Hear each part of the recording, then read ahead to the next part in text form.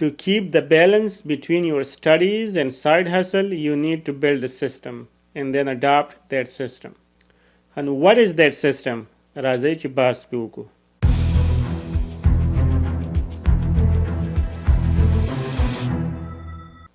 درې خبرې یا درې حصې دي د دې سیسټم. اولنۍ څه ده؟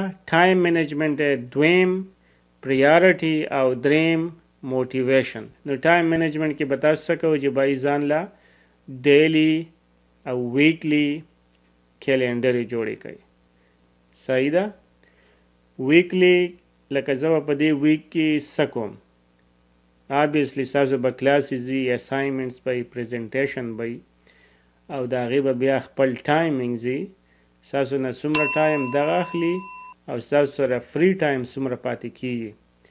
نو په ویک کې ستاسو سره څومره فری ټایم دی او بیا چې کوم دی په ورځ کې، په یوه ورځ کې ستاسو سره فری ټایم څومره راځي ستاسو د سټډي اساینمنټ کلاسز نه علاوه. چې ویکلی او ډیلی کیلنډر دې کله جوړې کړې نو بیا به داسې وکړي چې خپل کم ستا ورځ ده هغه به په درې حصو کې ډیوایډ کړي، سهار، غرمه او ماښام.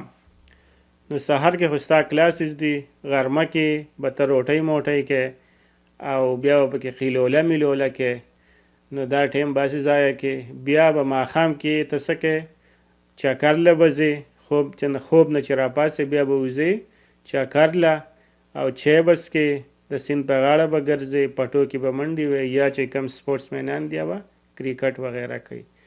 نو دا د ټیپیکل لایک ډیلی روټین د یو سټوډنټ، د عام سټوډنټ زه خبره کوم. اوس خاص سټوډنټ چې کوم وایي چې زه اوس سایډ حاصل کوم نو هغه به بایي څه نه څه قرباني ورکوي چې د سره کم فری ټایم دی، مطلب د خوب ټایم که فرض کې د 3 غنټې خوب کوي د غرمې د روټۍ نه وروسته، دا د 1 غنټه کې یا 30 منټ خیلوله پوره ده. او دې نه علاوه د مازدیګر وځي او ماخوستن 9-10 بجې واپس راځي نو دا ټایم هم لږ کم کې غنټه یا 2 غنټې دا دې پوره ده. نو په دې کې به ته ځان ته فری ټایم راوباسي او په دغه فری ټایم کې به ته څه کوې؟ سایډ حاصل چې ستا دی که به نوي چاینیز لینګویج زده کوې یا د کمپیوټر جاوا یا فایتن زده کوې یا مشین لرنینګ زده کوې یا ته نور داسې څه کار کوې نو هغه به په دغه فری ټایمز کې ته کوې. دویمه خبره د دې سیسټم دویم پارټ څه دی؟ هغه پریارټي ده. او پریارټي مطلب دا دی چې بهی ته به چې کوم ستا ویکلی کیلنډر دی یا ډیلی کیلنډر دی په هغې کې به چې کوم ستا لازمي کارونه دي هغه به اول کې، او لازمي کار مطلب ستا سبا له ټیسټ دی یا د په دې ویک کې ستا 3 پریزنټیشن دي یا د 2 اساینمنټ جمع کول دي. نو کوشش وکړه چې باید ته اول دغه کمپلیټ کړي، فرست کمپلیټ دیټ ټاسک. نو ستا چې بیا کم د سایډ حاصل ټایم دا باندې به پریشر نه وي، ستا به الریډي ډیډ لاینز چې کوم ستا کار به پوره شوی. پریارټایز یور ورک. او دریم چې کوم دی هغه موټیویشن دی. نو زه به دا ووایم که موټیویشن در پکې نه نو دا بره 2 خبرې چې کوم دی دا بیا کار نه کوي. دیټ ویل فیلډ. که ته ډېرې بایي ته ډېرې ټایم ټیبل یې جوړې کړې، موږ به هم جوړولې داسې که نه، ځکه درته ویم.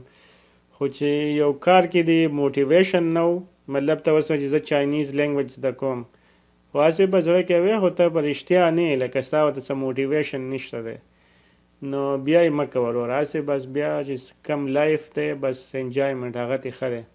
او دا موټیویشن چې کم دی زه به دا ووایم چې ستاسو دپاره د دې ضرورت شته دی هم نه، ځکه چې که ته په پاکستان کې اوسېږې او د پاکستان کم حالات دي، ستا کم حالات دي، د کور او د علاقې او د خلکو کم حالات دي، نو دغه موټیویشن پوره دی. دې نه به ځان وباسې څنګه؟ دغه موټیویشن ستاسو دپاره پوره دی. دې نه علاوه که فرض که داسې ملګري ستاسو چې هغه ستاسو ټایم ضایع کوي په نسبت دی چې قیمتي کېدله د هغې نه ځان وساتئ. they are not your friends. صحیح ده؟ ستا انیمي وی بیا if someone is playing with your time. اولنۍ خبره ټایم منیجمنټ شو، دویمه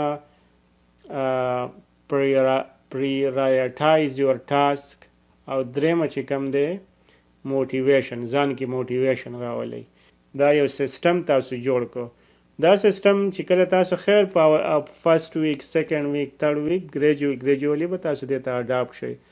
که مطلب داسې ډایرکټ چې کوم دی ځان باندې ټوکرۍ به نه رانسکوروئ، که نه چې هسې نه بس یاره نو هغه هم بیا تاسو دیٹ ویل لیډ یو ټو سټرس ډپریشن، ځکه چې ته به وایې چې یاره دا خو ما هېڅ هم ونه کړه په دې ویک کې.